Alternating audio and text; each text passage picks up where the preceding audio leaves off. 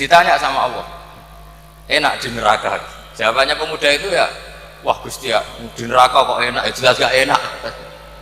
Ya sudah, kamu kembali lagi ke neraka. Dugaan kita kan pasti anak ini gak mau. Ternyata enggak, dia lari sekenceng-kencengnya menuju neraka. Semangatnya Masya Allah. Makanya ini sekaligus ijazah, kalau disuruh masuk neraka yang apa? Semangat.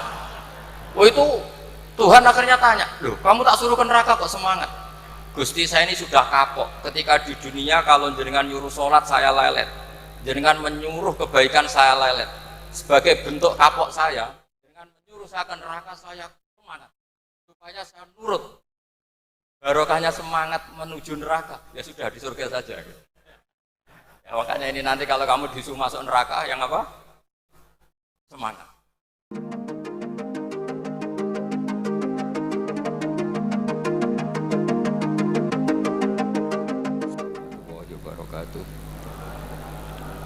Bismillahirrahmanirrahim.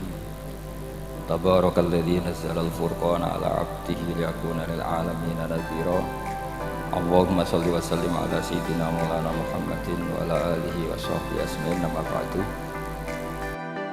Yang sangat saya hormati semua pengurus wilayah Nahdlatul Ulama Jawa Tengah, wabil khusus Kiai Haji Ubaidillah Sodaqoh, teman saya juga guru saya, putra guru saya Kiai Haji Abdul Ghafur Maimun.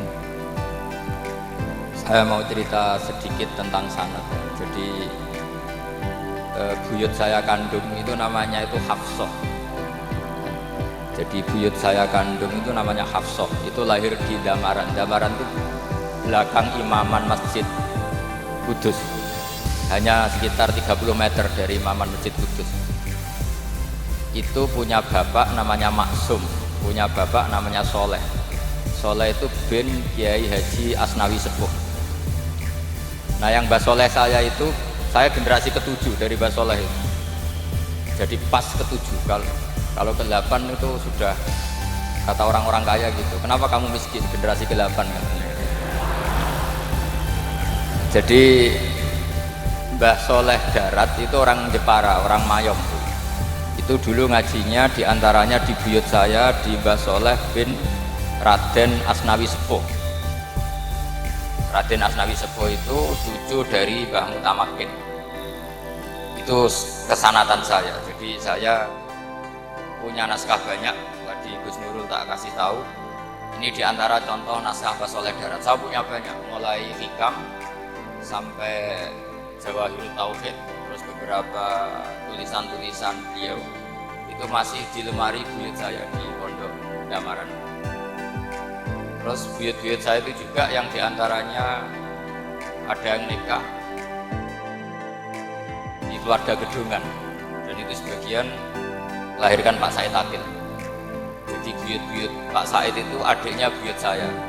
Tapi kalau saya dengan beliau itu sepuh beliau. Jadi kalau saya panggil Pak Said itu kira-kira kalau nggak paman ya mbak. Kenapa saya cerita ini? Karena di antara ikatan sanad itu dzurriyatam ba'duha min ba'd. Ada keterikatan cara berpikir berdasar sanad. Tadi seperti yang dikatakan moderator, laulal isnadu laqala man sa'a ma sa'a. Andai kan tidak ada sanad, maka orang akan berpikir agama sesuai maunya. Dan itu bahaya sekali. Karena agama ini riwayat seperti tadi yang dikatakan inna hadzal ilma dinun fanzuru amman ta'khuduna dinakum.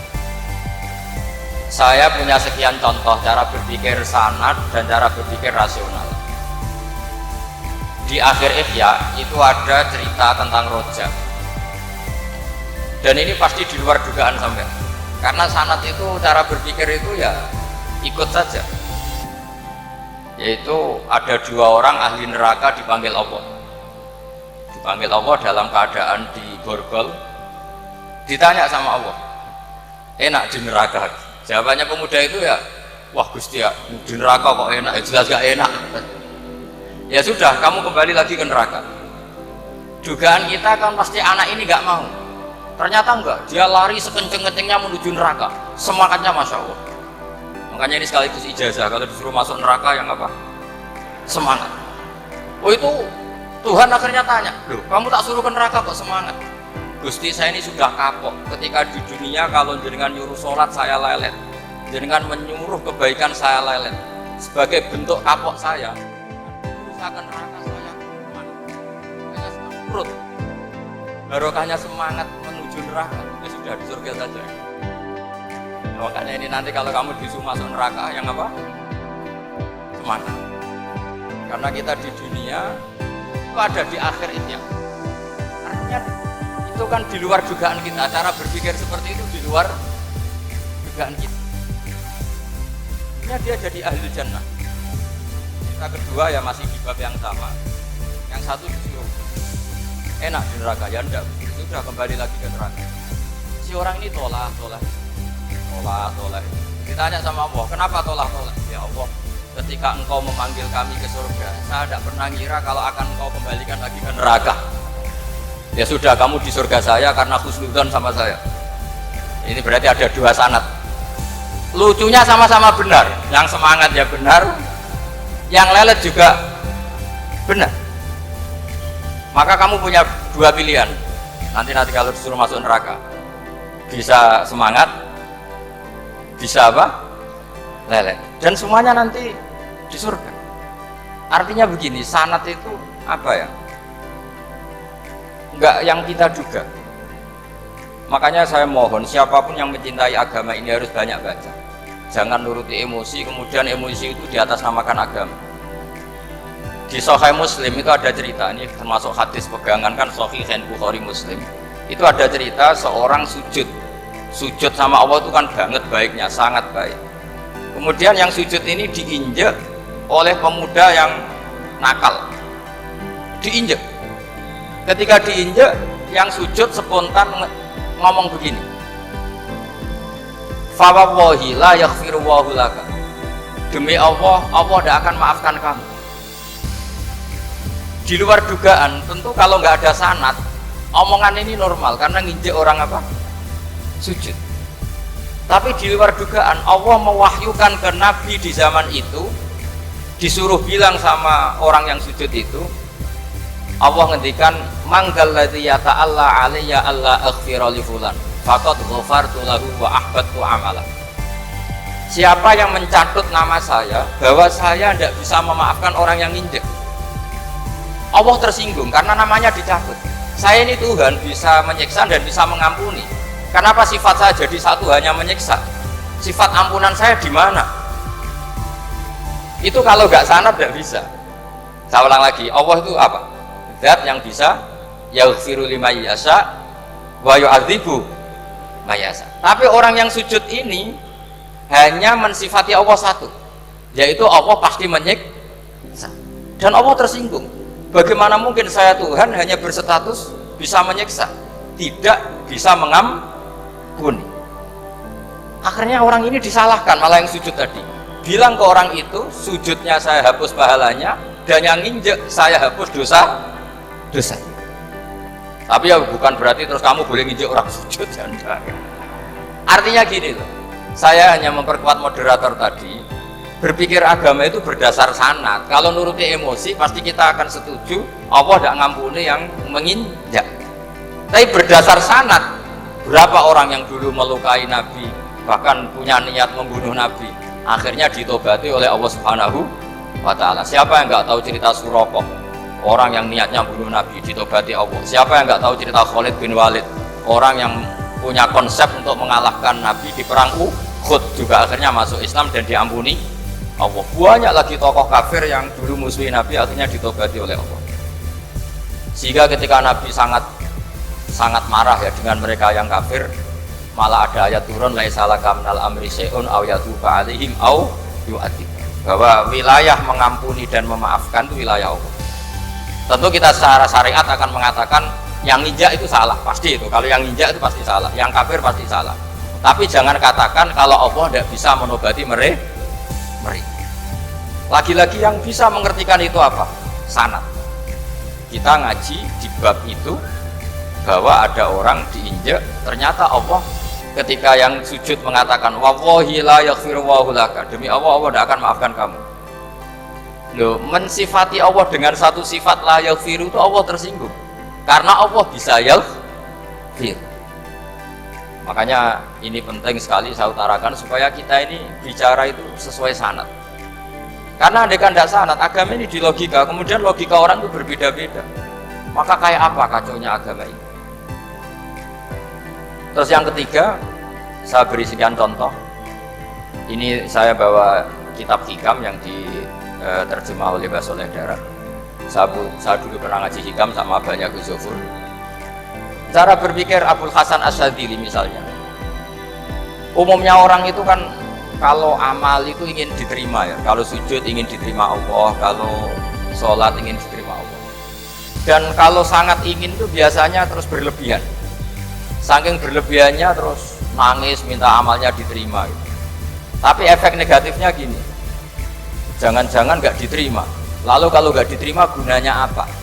Ini buruk sekali kalau mulai tanya sujud saya jangan-jangan nggak diterima, kalau nggak diterima gunanya apa? Itu menurut Abul Hasan Asyadzili itu pertanyaan dari setan. Bagaimana mungkin kita pernah menyesal atau menyesali sujud yang pernah kita lakukan untuk Allah Subhanahu. Wong dadi kawulane Allah, terus dikai bumi, dikai oksigen, dikai rezeki, tahu sujud, bareng dikasih tahu Jibril sujud kamu nggak diterima. Wah getun aku sujud be Allah. Masa sujud sama Allah getun?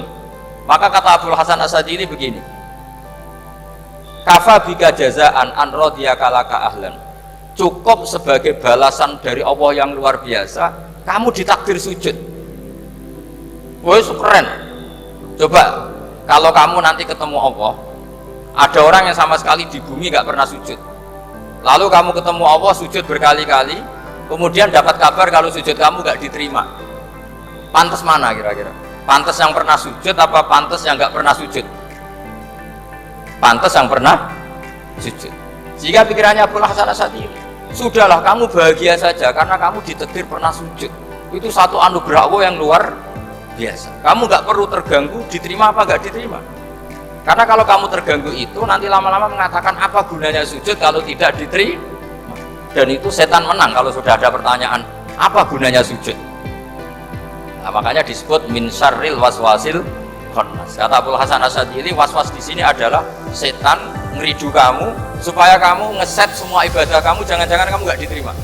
Kemudian kamu menyesali semua ibadah yang pernah kamu lakukan. Betapa buruknya kita. Wong ngamal apik kok disesat. Makanya saya ini sebagai kiai itu termasuk kiai yang paling sukses saya. Betul. Karena perasaan saya itu sudah sukses dulu sebelum nyata sukses apa enggak penting.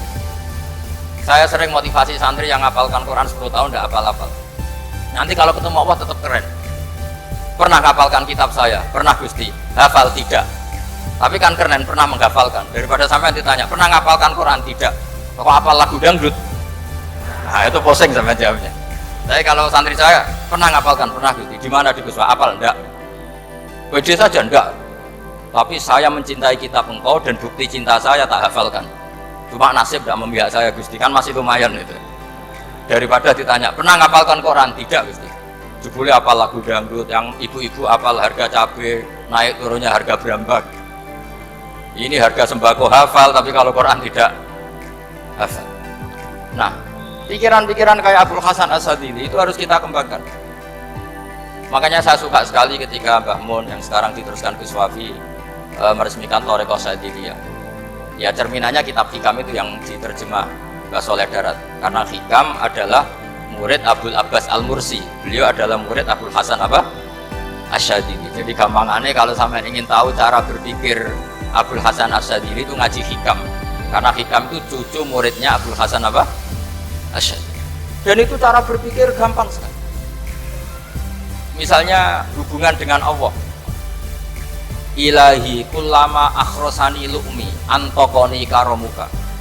Ya Allah, ketika saya terbungkam oleh kesalahan-kesalahan saya, sampai saya ini merasa tidak pantas minta, tidak pantas memohon sama engkau karena dulunya dosa saya banyak.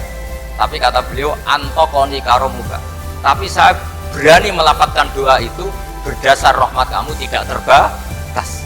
Dan itu indah sekali kata-katanya. Ilahi kullama akhrosani lu'mi antokoni karomuka. Jadi kullama akhrosa sekirane bungkam disosoni ingsun apa lumi sifat elek ingsun Atau mau dari iso ucap ini soal barang sifat loman dunia. Dan itu dipraktekkan semua ulama. Ya nafsula taknati min zallatin azumat innal kaba'ira fil kufrani kallamami. Jadi yang seperti yang dikatakan tadi Gus Ubaidillah tadi, ya sudah, kadang ada baron saya, ada Busiri, ya saya tidak tahu karena bacanya innal kaba'ira fil kufrani kallamami la'alla rahmata rabbihi na yaqsimuha ta'ti ala hasabil isyani fil kisami. Itu ada orang terlalu fanatik kebaikan, datang ke Abdul Hasan Asy'adzali gerutu karena dunia ini sudah kacau balau, banyak maksiat, banyak macam-macam. Apa jawabnya Abdul Hasan Asy'adzali? Man ahabba alla yusawahu fi ardi faqad ahabba alla tadhara maghfiratuh. Jadi malah dibalik. Kalau kamu ingin dunia ini steril, nggak ada apa-apa, berarti kamu tidak suka akan kelihatan maghfirahnya. Oh. Jadi sanad-sanad seperti ini harus kita jaga. Meskipun tidak kita manfaatkan untuk kepentingan hadun nafsi, tapi kita harus kita jaga. Jika kita jadi orang itu tidak terlalu sepaneng dengan pikiran kita bahwa maksiat itu pasti mendatangkan azab. Kok kamu katakan pasti, itu buktinya apa? Maksiat itu salah, kalau salah harus istighfar. Maksiat itu salah, tapi Allah bisa saja mentobati yang maksiat kemudian jadi orang baik, karena Allah tetap bersifat yaghfiru liman yasha wa yu'adzibu man yasha. Kok kamu katakan pasti-pasti, itu sanadnya dari mana? Jadi ini pentingnya sanad ya. Jadi kita harus terus menjaga sanad ini supaya cara berpikir agama sesuai garis yang pernah ditulis oleh para ulama, yang semua itu musalsal ila Rasulillah sallallahu alaihi wasallam.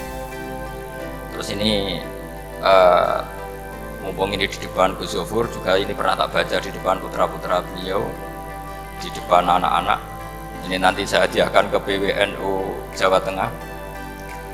Saya nulis kitab ini sebagai bentuk saya bahwa apa yang dilakukan Syekhina Kiai Haji Maimun Zubair semuanya itu berdasar khazanah-khazanah yang ada dalam kitab-kitab Al-Kutubil Mu'tamadah. Di antaranya ini kitab Khilyatul Auliya. Kitab Khilyatul Auliya itu kitab kesayangan Imam Ghazali. Sampai kalau baca Ihya juz 4 itu beliau memberi saran ke kita, wa alaika bimudawamati mutolaati kitabi Khilyatil Auliya wa tabaqatil asfiya. Karena Imam Ghazali fi manaqibil akhyar itu nginduk kitab Khilyatul Auliya karangannya Abu Nu'aim al-Asfihani.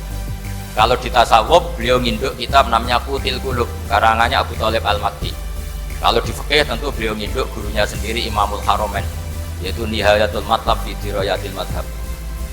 Ini saya beri contoh kenapa Mbah Mun, Kiai Ubaidillah, semua tokoh-tokoh NU cara perilaku itu santai, rileks tapi terarah. Ini saya beri contoh, ini riwayat dari Sufyan bin Uyainah, termasuk gurunya Imam Syafi'i. Ini halaman